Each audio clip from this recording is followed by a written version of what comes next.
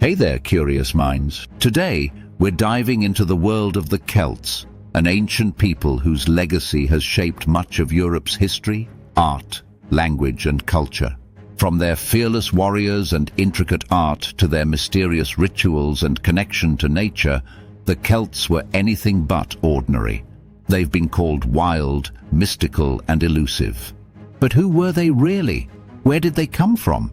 And what happened to them? Stick with me as we uncover the captivating history of the Celts, and I promise there's more to them than shamrocks and Celtic knots. Who were the Celts?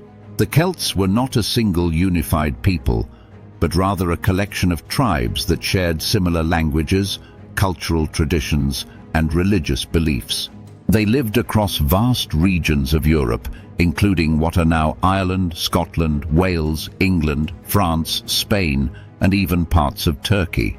The Celts were known for their warrior culture, tribal organization, and a deep spiritual connection with the natural world. Unlike ancient empires like Rome or Greece, the Celts never built a central political structure. Instead, their society was divided into independent tribes, each led by chieftains, druids, their spiritual leaders, and warrior elites. They thrived from around 1200 BCE until the early centuries CE, peaking during what's known as the Latin period around 500 BCE. These people were fierce warriors and skilled craftsmen. They were also known for their resilience, often resisting Roman conquest with determination and, at times, brutal force. The Celts valued personal freedom and courage, with warfare playing a central role in their way of life, not just as a means of conquest, but also as a rite of passage. Fun fact: Celtic warriors often went into battle naked, covered in body paint, believing that this would intimidate their enemies. Where did the Celts come from? The Celts are believed to have originated from the Hallstatt culture, a Bronze and Iron Age society centered in present-day Austria around 1200 BCE. From there, they spread westward and northward, establishing settlements across Europe. By 500 BCE, Celtic tribes had expanded their influence into present-day Germany, France, then called Gaul, Spain, and the British Isles. Their migration and expansion weren't just about war and conquest, they were also skilled traders. Archaeological evidence shows that the Celts traded goods like pottery, weapons, and jewelry with Mediterranean civilizations, including the Greeks and Etruscans. The Celts even ventured as far as Asia Minor, where they founded a Celtic kingdom in Galatia, modern-day Turkey. As they spread across different regions, the Celts adapted to local conditions and sometimes absorbed elements of other cultures. However, they also retained their distinct identity.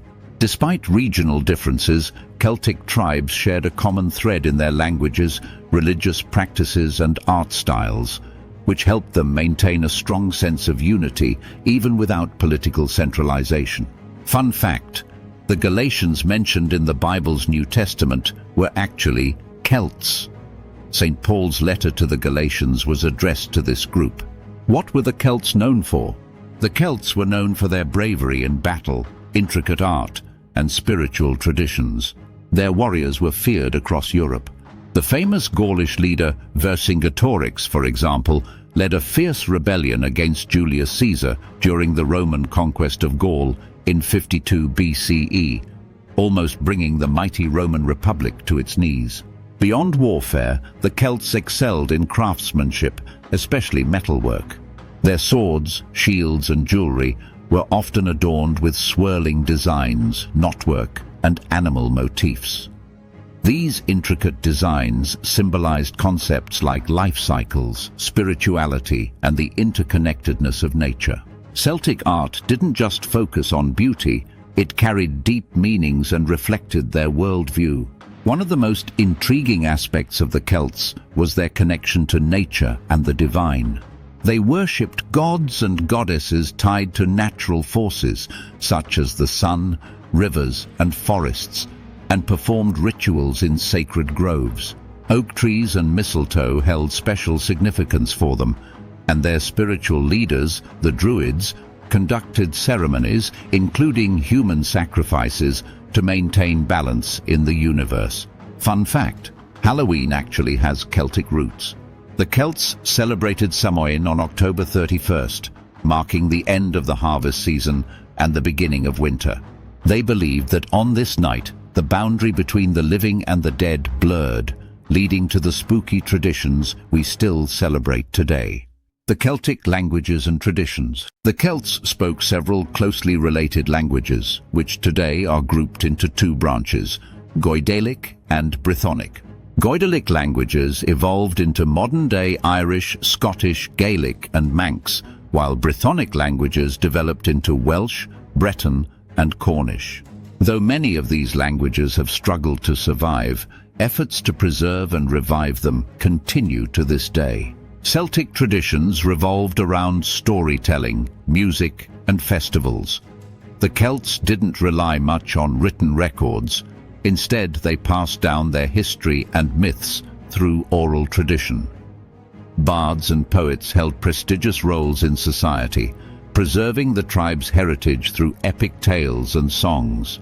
Some of these ancient stories, like the Irish Tainbo Cuailnge and the Welsh Mabinogion, have survived and offer us a glimpse into the Celtic imagination. Seasonal festivals like Imbolc, Beltane and Samhain marked the Celtic year, celebrating the cycles of nature. These festivals often involved music, feasting, and rituals that honored the gods and ancestors. Even today, some of these traditions live on. Think of May Day celebrations or Halloween. How long did the Celts last, and what happened to them? The Celts thrived for centuries, but their decline began with the expansion of the Roman Empire. Julius Caesar's conquest of Gaul in the 1st century BCE was a major blow to Celtic independence. Over time, Celtic tribes in mainland Europe were absorbed into the Roman world, adopting Roman customs and Latin language. The Celts in the British Isles, however, managed to resist Roman domination to some extent. While southern Britain was Romanized, places like Ireland and northern Scotland remained outside Roman control. After the fall of Rome, Celtic culture experienced a revival, especially in places like Ireland, where monks preserved much of the Celtic tradition through manuscripts. Though the ancient Celts as a political and cultural force eventually faded, their legacy lives on. Modern-day Celtic identities are strongest in Ireland, Scotland, Wales, Cornwall, the Isle of Man, and Brittany in France. These regions still celebrate their Celtic heritage through festivals, music, and language preservation efforts. Fun fact: if you've ever listened to traditional Irish or Scottish music, worn a Celtic knot pendant, or enjoyed a pint of Guinness on St. Patrick's Day, you've experienced a bit of Celtic culture.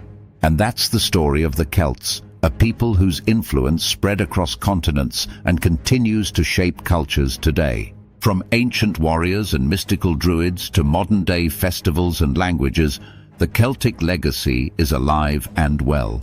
If you found this journey through Celtic history as fascinating as I did, make sure to give this video a thumbs up. And don't forget to hit that subscribe button and ring the notification bell so you never miss a video. What ancient culture should we explore next? Let me know in the comments. Thanks for watching, and I'll see you in the next video.